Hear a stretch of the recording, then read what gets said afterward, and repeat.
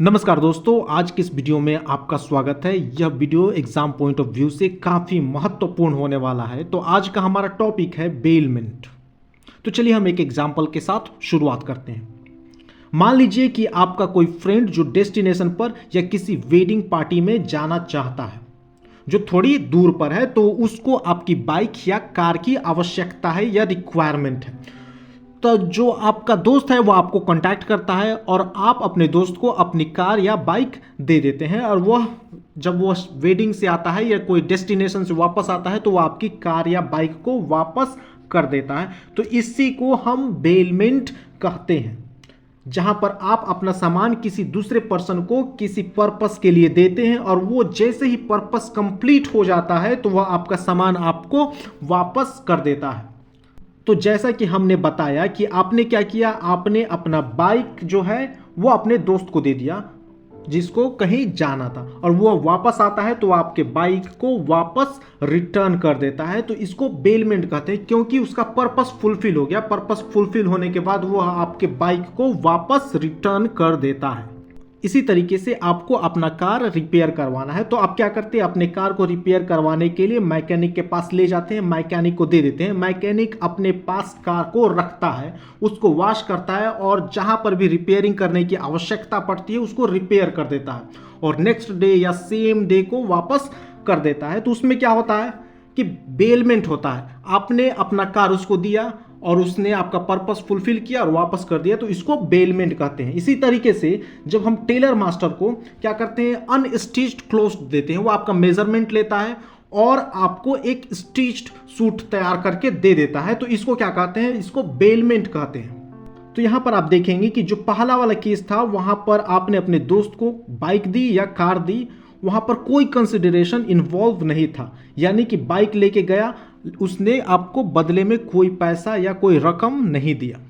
देखिए second case में क्या है, जहां पर आप अपने कार को मैकेनिक को देते हो या अपने अनस्टिच्ड क्लोथ को स्टिच करने के लिए देते हो। वहां पर क्या है कि अगर मैकेनिक आपके कार को रिपेयर करता है या टेलर मास्टर आपके कपड़े को स्टिच करके देता है तो वहां पर कॉस्ट इन्वॉल्व है। आपको उनके सर्विस के बदले चार्ज देने पड़ेंगे, उनके पैसे देने पड़ेंगे, रिपेयरिंग कॉस्ट देना पड़ेगा, ये टेलर को स्टिचिंग कॉस्ट देना पड़ेगा। तो यहां पर क्या है, कंसिडरेशन इन्वॉल्व है। लेकिन ऐसा जरूरी नहीं है कि कंसिडरेशन हो सकता है हर एक बेलमेंट में।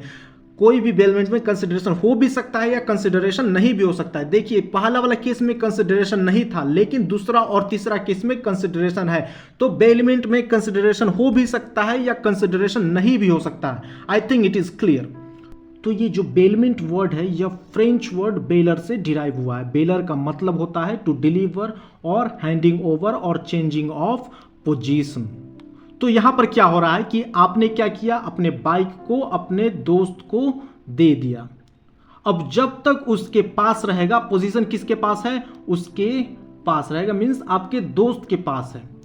आपने अपने दोस्त को हैंड ओवर कर दिया है। इसी तरीके से अपनी कार आप मैकेनिक को हैंड ओवर कर देते हो, रिपेयर करने के बाद वो जो है वापस आपको कर देता है, आपको डिलीवर करता है। इसी तरीके से आप अनस्टिच्ड कपड़ा जो है उसको टेलर को दे देते हो कि वो स्टिच करके आपको दोबारा वापस दे देता है, आपको हैंड ओवर कर देता है। तो यानी यहाँ पर क्या हो रहा है कि यहाँ पर जो गुड्स है उसको आप जो है डिलीवर करते हो किसी दूसरे पर्सन को, फिर दूसरा पर्सन पर्पस कंप्लीट होने के बाद आपको हैंड ओवर कर देता है। क्लियर? तो यही चीज बेलमेंट कहलाती है। According to Section 148 of Indian Contract Act, bailment is the delivery of goods by one person to another for some purpose upon a contract. When the purpose is accomplished, the goods shall be returned. Remember, the goods shall be returned or otherwise disposed of according to direction of the person delivering them. तो यहाँ पर क्या हो रहा है कि जब कोई पर्सन दूसरे पर्सन को गुड्स डिलीवर करता है किसी पर्पस के लिए और वह पर्पस जैसे ही कंप्लीट हो जाता है तो वह गुड्स पहले पर्सन को उसके रियल ऑनर को वापस कर दिया जाता है, उसको रिटर्न कर दिया जाता है। जैसे कि हम लोगों ने 3 एग्जाम्पल देखे, तीनों एग्जाम्पल में हुआ। जैसे उसका मित्र था जो बाइक लेके गया था, पर्पस फुलफिल हुआ, उसको वापस कर देता है। मैकेनिक को अपना कार दिया गया, रिपेयरिंग के बाद फिर उसको वापस कर दिया। यहाँ पर पर्पस फुल होने के बाद फिर वापस कर दिया जाता है। तो यहाँ पर आप देखोगे कि 2 पार्टीज इन्वॉल्व हैं, एक पर्सन जो गुड्स दे रहा है और दूसरा पर्सन जो गुड्स रिसीव कर रहा है। तो यहाँ पर कितने पार्टीज हुए? 2 पार्टीज हुए। जो पर्सन गुड्स डिलीवर कर रहा है किसी दूसरे को, उसको हम कहते हैं baler, the person delivering the goods और गिवर ऑफ द गुड्स। यानी कि जो कि हमने बताया कि आप अपनी बाइक अपने दोस्त को दे रहे हो तो आप क्या हो गए? आप बेलर हो गए। और आपका गुड्स, जो दोस्त जो गुड्स रिसीव कर रहा है तो उसको कहते हैं बेली, यानी the person to whom the goods are delivered और the receiver of the goods. Example के तौर पर देखिए, एक्स ने डिलीवर की अपनी कार रिपेयरिंग के लिए वाई को, तो एक्स क्या हो गया? एक्स बेलर हो गया, वाई क्या हो गया? वाई बेली हो गया। नेक्स्ट अब बात करते हैं एसेंशियल्स ऑफ बेलमेंट। तो देखिए, एसेंशियल एलिमेंट्स में सबसे पहली चीज है कॉन्ट्रैक्ट होना चाहिए। अब ये कॉन्ट्रैक्ट जो है एक्सप्रेस भी हो सकता है या इम्प्लाइड भी हो सकता है, यानी कि आप जो कॉन्ट्रैक्ट है उसको रिटन फॉर्म में भी दे सकते हैं या इम्प्लाइड फॉर्म में भी दे सकते हैं। और इस बेलमेंट में कंसिडरेशन हो भी सकता है और नहीं भी हो सकता है, जैसा कि हमने 3 एग्जाम्पल में देखा था। और वहां क्या है? कंसिडरेशन हो भी सकता है और नहीं भी हो सकता है, जैसा कि हमने पहले 3 एग्जाम्पल दिया था स्टार्टिंग में। तो वहां पर क्या था? पहले वाले में कोई कंसिडरेशन नहीं है, लेकिन बाकी 2 में कंसिडरेशन है। तो कंसिडरेशन मैंडेटरी नहीं है, consideration is not necessary. Consideration हो भी सकता है, वह कंसिडरेशन नहीं भी हो सकता है। दूसरा इंपॉर्टेंट एलिमेंट है डिलीवरी ऑफ गुड्स। आपने देखा कि वहां पर एक पर्सन अपना गुड्स जो है किसी दूसरे पर्सन को डिलीवर करता है, तभी बेलमेंट हो रहा है। तो डिलीवरी ऑफ गुड्स जो है ये एसेंशियल एलिमेंट है। तो बेलमेंट अगर होना है तो वहां पर गुड्स डिलीवर होना जरूरी है, from one person to another, and it is for movable goods. याद रखना है कि जो बेलमेंट है यहाँ पर जो डिलीवरी ऑफ गुड्स हो रहा है वो मूवेबल गुड्स का होना चाहिए, यानी कि ऐसे गुड्स का जिसको आप मूव कर सकते हो एक जगह से दूसरे जगह पर। जैसे कार हो गया, आपका मोबाइल हो गया, उसको आप एक जगह से दूसरी जगह पर मूव कर सकते हो। लेकिन इनमूवेबल गुड्स यानी आपका मकान हो गया, ये इनमूवेबल गुड्स है, इसके लिए बेलमेंट नहीं हो सकता है। और ऑल्सो मनी के लिए भी बेलमेंट नहीं होता है। मान लीजिए कि यदि आपने 1000 रुपया बैंक में जमा किया, जब आपको निकालना है तो आप सेम पैसा जो आपने बैंक में जमा किया था आप उसको रिसीव नहीं करेंगे। तो बेलमेंट का एक सिद्धांत है कि आपने जो चीज जिस फॉर्म में दिया उसी चीज को सेम फॉर्म में आपको मिलेगा। अगर नहीं मिलता है तो वो बेलमेंट कंप्लीट नहीं है, वो बेलमेंट नहीं है। तो अगर आप बैंक से पैसा निकालते हैं तो आपको सेम पैसा नहीं मिलेगा, तो इसका मतलब ये हुआ कि आपका बेलमेंट नहीं हुआ। तो तीसरा एलिमेंट है पर्पस, यानी कि यहां पर जो भी गुड्स डिलीवर कर रहे हो किसी दूसरे पर्सन को, उसको किसी पर्पस के लिए ही डिलीवर कर रहे हो, चाहे वह पर्सनल यूज के लिए क्यों ना हो, या चाहे आपने अपने कार को मैकेनिक को दिया या अपने अनस्टिच्ड क्लोथ को स्टिच करने के लिए दिया। तो इस सभी एग्जाम्पल्स में कोई ना कोई पर्पस था। तो आपने अपना कोई जो अपना प्रॉपर्टी था उसको आपने किसी पर्पस के लिए दिया।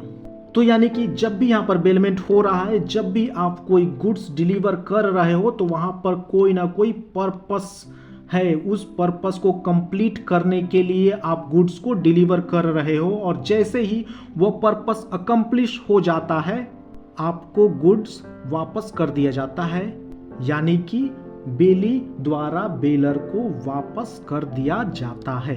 The next essential element is possession. तो यहां पर क्या हो रहा है? बेलर ने पहले बेली को गुड्स दिया या गुड्स ट्रांसफर किया, उसके बाद फिर क्या हुआ?